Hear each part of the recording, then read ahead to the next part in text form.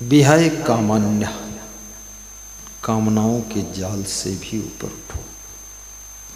सहज रूप से विकास करो, ज्यादा उलझ कर पुलझ कर नहीं। नींद हराम करके विकास करना तो व्यर्थ ही। मैंने मोटिवेशनल स्पीच करने वालों से सुना हूं, जो सपना देखते इन सपनों को पूरा करने के लिए नींद को कम कर दो। और मैं तो कहता हूं सपना देखो ही मत, फालतू काम है। सारा संसार सपना ही है, तुम खुद सपना हो। तुम और सपना देख रहे हो फालतू। तुम कोई सपना से कम हो? तुम बताते हो मैं सपना देख रहा हूं, स्वयं अपने खुद सपना समझ नहीं रहे, सपना देख रहे हो। कोई सपना अपना के चक्कर में मत हो। कबीर तो कहते हैं सपने सोया मानवा खोले, जो देखे नयन जीव पर बहु लूट में न कुछ लेन न देन। लेना देना कुछ नहीं है। जो बचपन की खुशी थी वो भी छिन गई, जो बचपन का आनंद था वो भी खो गया। लुट गए पूरा, कहते हैं करोड़पति बन गए।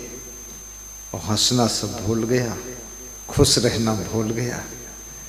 कहते हैं हम बहुत धनवान हैं, और शांति बिल्कुल नहीं है, सुख भी नहीं रहा है। मैंने बड़े बड़े लोगों को देखा जो सत्संग से दूर हैं, जिनको ज्ञान नहीं है, वे मन से ज्यादा परेशान हैं। उनके मन में बहुत दुख। और सत्संग सुनो तो ध्यान से सुनो, और वो उतरना भी चाहिए जीवन में। केवल ऐसा नहीं कि बस पल्लो झार सुन लिया। पल्लो झार समझते हो? पल्लो झार होता है चादर बिछी है, उस पर जो कुछ सामान गिरा उठा के चादर झाड़ दिया और खाली चादर लेकर चले गए। इसको पल्लो झार कहते हैं। यानी सत्संग जो भी 2 घंटा सुनाया महाराज जी ने, जब यहाँ से उठ के चले तो सब झाड़ दिया, यहीं ज्ञान गिरा दिया, खाली फिर चले गए। पल्लो झार। एक महात्मा किसी गांव में गया, 7 दिन लगातार गला फाड़ फाड़ कर सत्संग सुनाया। महात्मा लोग भी बहुत मेहनत करते हैं सत्संग सुनाने में, समाज सुधारने में। और महात्मा जितना समाज सुधारता है, हीरो हीरोइन मिलके उससे ज़्यादा बिगाड़ देते हैं। झाड़ू लगाने वाले 4 लोग और गंदगी फैलाने वाले 40 लोग।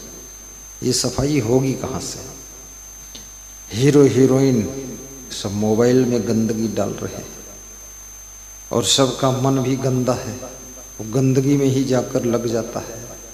सब गंदे दृश्य, गंदे चित्र, गंदे वीडियो, सब क्या क्या लोग देखते रहते हैं, मन खराब करते रहते हैं। ऐसे ही तो मन बहुत चंचल है। फिर हीरो हीरोइन ने तो पूरा खटिया खड़ी कर दिया, उन्होंने और निपटा दिया। हाँ, अरे 80 साल के बूढ़े लोग भी मोबाइल में लगे रहते हैं। कम दिखता है तो चश्मा अटेस्ट करके लगा के देखते हैं कौन हीरोइन है। हाँ ये है ठीक। अब उनकी पत्नी, तुम्हारी पत्नी से बड़ी कौन हीरोइन दुनिया में हो सकती? अरे बोले पत्नी में तो कुछ भी नहीं है, उसके तो दांत भी गिर गए, डोकरी हो गई, तो ये हीरोइन क्या छोकरी ही रहेगी? ये तो ऐसी डोकरी होगी जो चल भी नहीं पाएगी। ये तो महा गड़बड़ है। आपकी पत्नी से बड़ी कोई हीरोइन नहीं है, जो सुबह से लेकर शाम तक पूरे घर को बिना वेतन के संभालती है और तुम्हारी चिंता भी करती है, वो सबसे बड़ी हीरोइन है। और आपके पति से बड़ा कोई हीरो नहीं है, रात दिन तुम्हारे लिए व्यवस्था करता है। अपने पति का चित्र लगा कर देखा करो, हीरो हीरोइन के चित्र को मत देखो। आंख बंद करो, चित्र हटा दो, गुरु जी का चित्र लगाओ, जिससे पति पत्नी में प्रेम बढ़े। ऐसे गुरु भगवान का चित्र लगाइए, दर्शन कीजिए, जिससे आपके घर में सुख शांति की सरिता प्रवाहित हो। तुम्हारे बच्चे भी ज्ञान के मार्ग पर चल सके। गुरु जी का चित्र लगाओ। मैं अभी जहां से सत्संग करके आया हूं, जोधपुर झालामंड चौराहा, आयोजक महान भक्त श्री मोहनलाल सोलंकी, श्रीमती भगवती देवी सोलंकी, उनके सहयोगी लक्ष्मी नारायण भाटी, सुरेश शर्मा आदि आदि, राजेंद्र भाटी, पुरुषोत्तम भाटी। तो उनके घर में देखा हर दीवार पर गुरु भगवान का चित्र है, मंदिर में भी छोटा सा चित्र है। मैंने पूछा आप किस पंथ से हैं? बोले हम राम से नहीं पंथ वाले हैं। तो हमने कहा अच्छा है। बोले अब आपका सत्संग सुनते हैं तो आपका भी चित्र लगा दिया हो। मैंने कहा इससे फायदा क्या हुआ? बोले फायदा ये हुआ, मैं मिलिट्री का रिटायर आदमी हूँ, पुलिस रेलवे पुलिस का इंस्पेक्टर हूँ, रिटायर हुआ हूँ। तो मेरे अंदर एकदम क्रोध आ जाता भयंकर, कभी कभी भड़बड़ा कर। तो जब तुम्हारा चित्र देख लेता हूं तो ठंडा हो जाता हूं थोड़ा सा। चित्र जीवित मनुष्य के ऊपर असर डालता है। चित्र तो कागज पर है, फ्लेक्स पेपर पर है, लेकिन जीवित मनुष्य के मन को प्रभावित कर देता है। इसलिए महान पुरुषों के चित्र लगाओ। सबके घर में महान पुरुषों का चित्र होना चाहिए। चित्र तुम्हारे चरित्र को भी हिलाकर रख देता है।